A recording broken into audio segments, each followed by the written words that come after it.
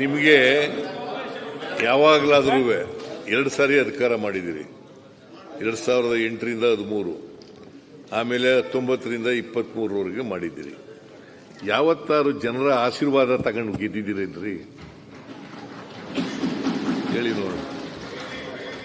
ಯಾವತ್ತಾದ್ರೂ 113 ಸ್ಥಾನ ಗೆದ್ದಿದ್ದೀರಿ. ಆಪರೇಷನ್ ಕಮಲ ಎಲ್ಲ ಖರೀದಿ, ಆಪರೇಷನ್ ಕಮಲ ಖರೀದಿ, ಗ್ಯಾರಂಟಿ ಖರೀದಿ, ಬಾಂಬೆ ಟೂರ್.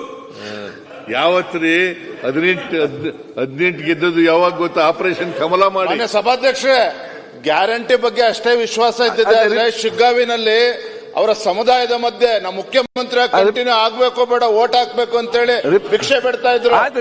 ಪರಿಸ್ಥಿತಿ ಯಾಕೆ ಬಂತ? ಗ್ಯಾರಂಟಿ ಬಗ್ಗೆ ವಿಶ್ವಾಸ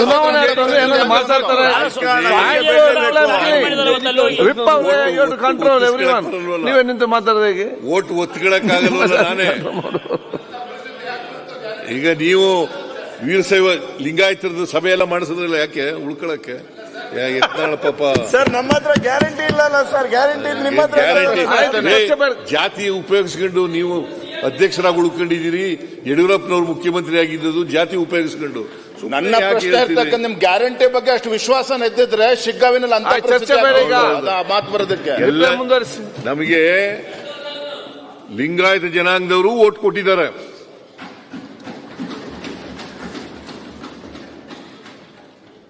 ಎಲ್ಲ ಜಾತಿಯವರು ಓಟ್ ಕೊಟ್ಟಿರೋದ್ರಿಂದಲೇ ನಾವು ಗೆಲ್ಲಕ್ಕೆ ಸಾಧ್ಯ ಆಯಿತು. ಶಿಗ್ಗಾಂವ್ ಅಂತ ಸ್ಥಳದಲ್ಲಿ ಒಬ್ಬ ಅಲ್ಪಸಂಖ್ಯಾತರ ಕ್ಯಾಂಡಿಡೇಟ್ ಪಠಾಣ್ ಅಲ್ಪಸಂಖ್ಯಾತರ ಕ್ಯಾಂಡಿಡೇಟ್ ಗೆಲ್ಲಬೇಕಾದ್ರೆ ಬಸವರಾಜ ಬೊಮ್ಮಾಯಿ ಅವರ ಮಗ ಅವ್ರ ಮೇಲೆ ಗೆಲ್ಲಬೇಕಾದ್ರೆ ಎಲ್ಲ ಜನಾಂಗದವರು ಓಟ್ ಕೊಟ್ಟಿದ್ರು ಸಾಧ್ಯ ಆಯ್ತಲ್ಲಪ್ಪ.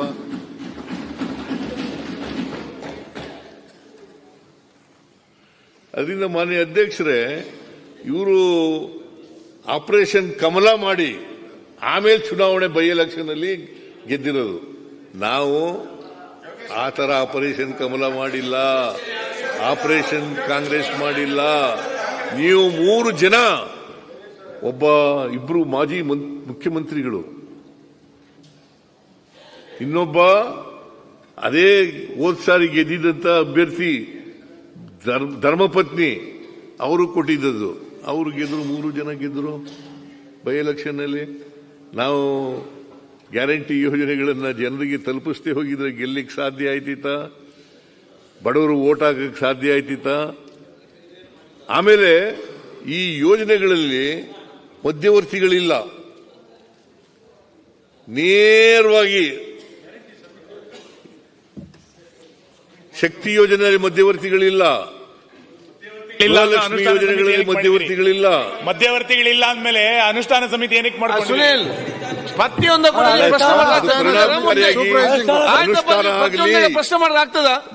ಅನುಷ್ಠಾನ ಆಗಲಿ ಪರಿಣಾಮಕಾರಿಯಾಗಿ ಅಂತ ಮಾಡಿರೋದು. ಆಯ್ತಾ? ಆಮೇಲೆ ಗೃಹಲಕ್ಷ್ಮಿ ಯೋಜನೆಯಲ್ಲಿ ಇಲ್ಲ. ಒಟ್ಟು ಇದರಿಂದ ಮಾನ್ಯ ಅಧ್ಯಕ್ಷರೇ,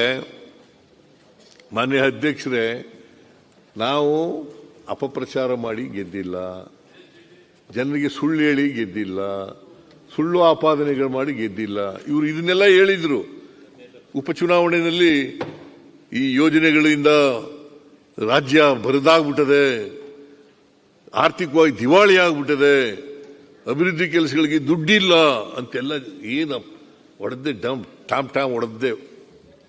ಆ ಟಾಮ್ ಹೊಡೆದ್ರು ಕೂಡ ನಿಮ್ಮ ಸುಳ್ಳು ಆಪಾದನೆಗಳನ್ನು, ಸುಳ್ಳು ಅಪಪ್ರಚಾರವನ್ನು ಜನ ನಂಬಲಿಲ್ಲ.